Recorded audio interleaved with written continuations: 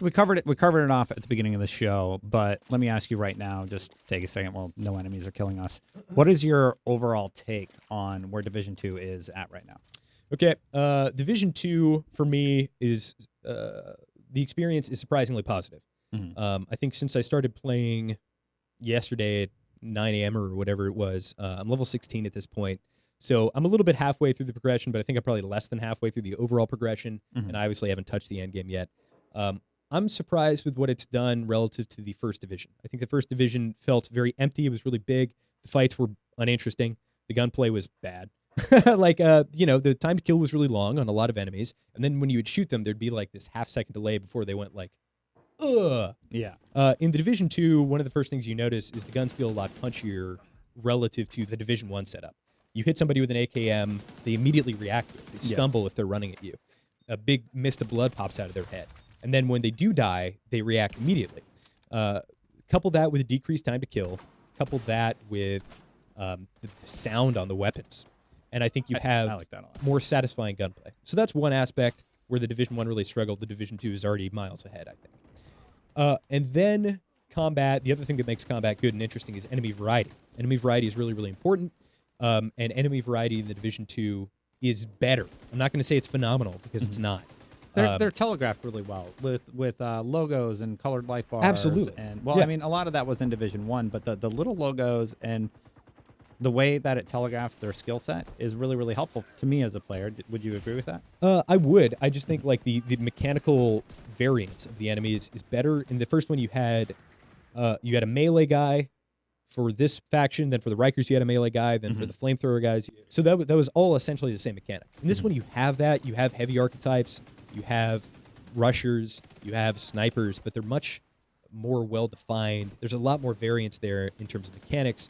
When you hit a heavy enemy, you have to... Why are you smirking? Nothing. No. When you hit a heavy enemy, you really have to take their armor away, or you have to hit the crit spot, and the armor flies off their head. So there's kind of a visual language as to why they're taking so much damage.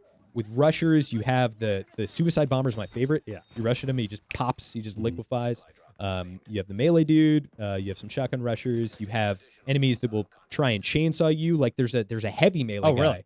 Yeah. So the enemy variance so far has been surprisingly good, not compared to a game like Destiny, where there's a ton of variance. There's a ton of bespoke mechanics on bosses. I think the one area where Division 2 is struggling so far is in terms of boss mechanical variety.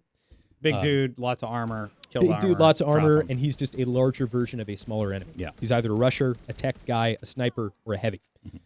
And that's cool for now. But at some point, I need those big, spectacular, bombastic boss encounters because that's what everybody really, really kind of gathers around in terms of a PvE party MMO aspect. Let's talk about progression. Progression so far has been good. Like opening up the stat screen, I'm excited to get an item like this.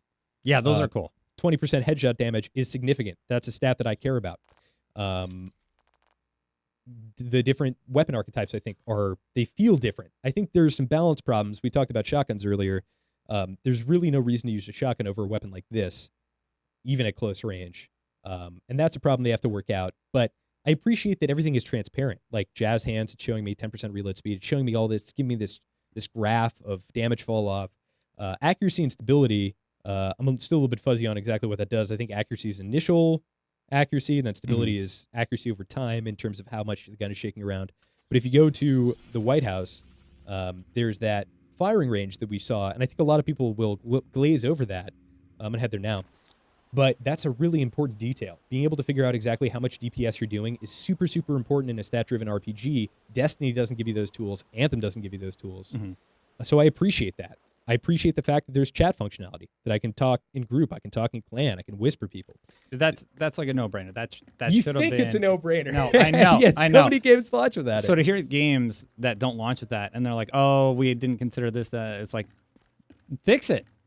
Like it's not acceptable to launch a PC title without text chat. It's crazy. It's crazy. It's a carryover of an MMO. You can see like my DPS. I can reset it. I can change the difficulty. It's a carryover of the MMO genre. You're taking all the motifs of the MMO, and you're taking out the multiplayer from that by disallowing people to chat with one another. Oh, somebody cursed at me. Somebody called me a name. It's like, that sucks. I'm sorry that happened to you. There are things that can prevent that encounter, but ultimately the benefits are far greater than the detriments in allowing players to converse with each other. I also love that we can play together. You're 18, I'm 10, and I just join your game and we're playing. I'm a little squishy, but still having a good time. Yep. I don't feel like I'm holding you back or anything, And that's a good feeling as the lower level player. Yep. The final two things I want to talk about are the world and the narrative.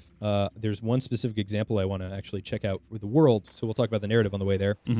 The narrative in the Division 2, the overarching narrative is kind of whatever.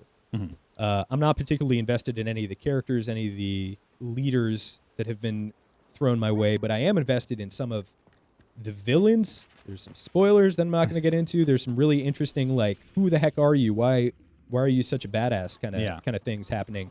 And I do think the Division 2 succeeds in bite-sized narrative delivery, in setting up the context for a mission, establishing the stakes, executing on those stakes. And that's a victory, I think. And then the world is, I guess, the last thing I'll talk about. And the world in the Division 1 was one of the strongest parts of the game. The problem was it was very empty. The Division 2's world is better. There are so many interesting landmarks, so many different things to explore, and what's most important is there is a why to exploration. And that why is, quite simply, loot and chests. Like this place I'm going to now, I've already done. It's a contaminated zone. But this is a place that you wouldn't expect to make it into a shared world shooter, and yet I think it's one of my biggest memorable experiences in this game. There are no enemies there. Oh. It's just like a big, empty museum that is, this is going to be a little bit of a spoiler for this particular area, but you realize it's a hospice and there are people in here that are dying. And there's nothing you can do for them. And I think that is like an example of successful storytelling. So anyway, those are my thoughts on the Division 2, kind of where they are now. What are next steps for you over the few days? You're going to do Dark Zone more, you said, and you play basically like over the next week, get to 30, see what happens in endgame. I'm level 18 now. I thought I was level 13. Well, get to 30. Keep an eye on sponginess. Keep an eye on loot, if it's continuing to get more interesting or if it stagnates, and if the bullet sponginess kind of stagnates as well. I want to understand how specializations work, if there's meaningful choices to be made there. I want to see how the end game builds come together. I want to see how the exotic weapons and armor pieces work. I want to see how the incentivization works with some of the harder difficulty stuff. I want to see what raids are like, but that's a post-launch thing. And then, the Dark Zone is another huge thing. So I think I'm going to go through this PvE.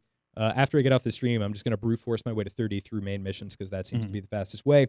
And then from there, once I do hit 30 and start engaging with that PvE, then I'm going to go to the Dark Zone, going to go into some of the organized PvP, see if the experience holds up. I think that'll be a totally different test.